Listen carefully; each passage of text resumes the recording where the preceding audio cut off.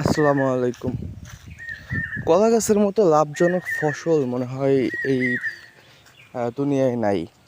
কারণ এই বাগানটা করছিলাম আমি আর আজ থেকে প্রায় 2-3 বছর আগে। সত্যি কথা বলতে কি মানে প্রচুর পরিমাণে আহ, লাভ পাইছি।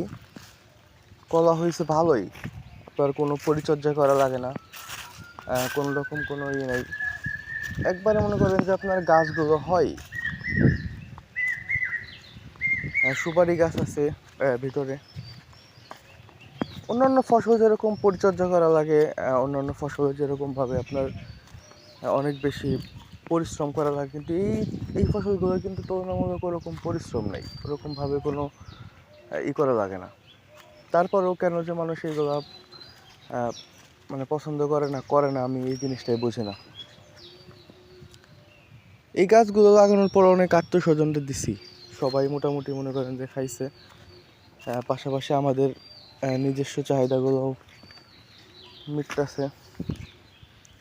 সজনা গাছও লাগাইছি পাশ দিয়ে। মানে এই বাগানটা অনেক শখের বলতে গেলে এক কথায়। এই দেখতে পাচ্ছেন কলার কান, এই কান ভালোই।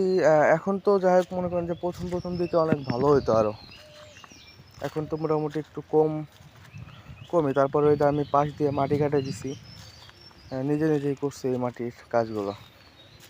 বাগানের পরিচর্যা হয়তো সামথিং কিছু পরিচর্যা করলেই এনাফ, আসলে ওরকমভাবে কোনো কিছু তেমন করা লাগে না।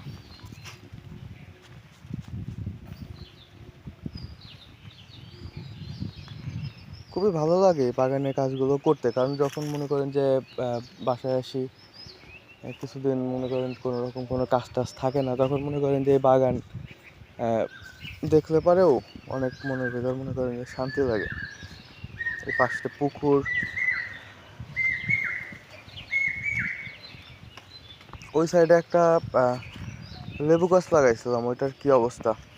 লেবু গাছটার লাগানোর পরে তেমন কোনো পরিচর্যা করি নাই, অনেক মানে আগাছা হয়েছিল, পরে আমি আবার নিজস্বভাবে পরিষ্কার করছি, দেখে আসি যে ওইটার কি অবস্থা।